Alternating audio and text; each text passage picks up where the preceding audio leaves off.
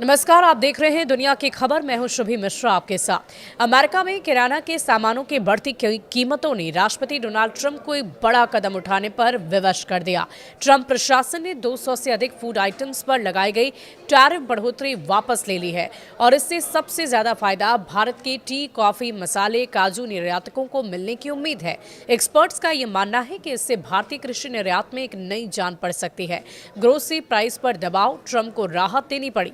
America में लगातार बढ़ती ग्रोसरी कीमतों ने उपभोक्ता का असंतोष बढ़ा दिया है।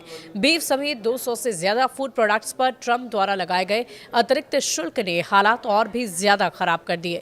यूरोप और वियतनाम जैसे देशों पर 15 से 20% ड्यूटी लगी थी, जबकि भारत पर 50% तक ट्रैफिक बढ़ाकर इसका बड़ा असर डाला गया। ऐसे में अमेरिकी मार्केट में सप्लाई बढ़ाने और दाम को काबू में रखने के लिए ट्रंप को कई प्रोडक्ट्स को टैरिफ छूट देनी पड़ गई। Federation of Indian export organisations FIEO के डीजी अजय साहा का कहना है कि करीबन 2.5 लाख से 3 अरब डॉलर के भारतीय एक्सपोर्ट्स को इस कदम से सीधा फायदा मिलेगा।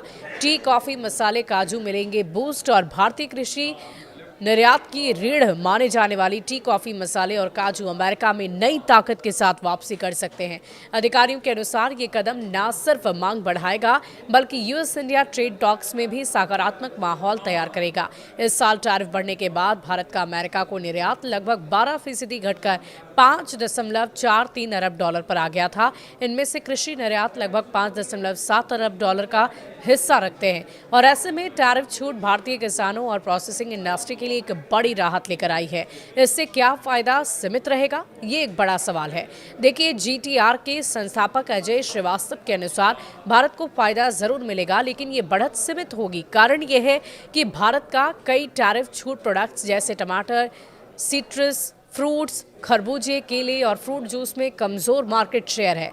लैटिन अमेरिका, अफ्रीका और आसियान देशों की इन कैटेगरी में मजबूती हिस्सेदारी है और इसीलिए वहां ज्यादा लाभ पहुंचेगा। साथ ही भारतीय एक्सपोर्ट्स की बात करें, वियतनाम और इंडोनेशिया की कड़ी स्पर्धा, बढ़ी हुई फ्रेट कॉस्ट और अमेरिकी क्वालिटी स्टैंडर्ड में भी जूझना भारत को पड़ सकता है।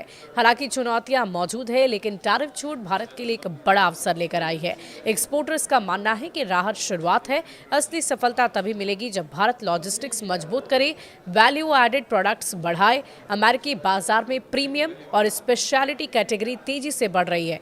विशेषज्ञों का कहना है कि भारत अगर इन उच्च गुणवत्ता वाले सेगमेंट में आक्रामक रणनीति अपनाता है तो लंबे वक्त तक मजबूत बढ़त हासिल कर सकता है।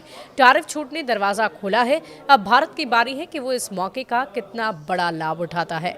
आपकी क्या राय है इस पूरी खबर को लेकर और कैसे भारत को आगे की रणनीति बनाना चाहिए? आप भी कमेंट सेक्शन में लिखकर जरूर बताइएगा। शुक्रिया।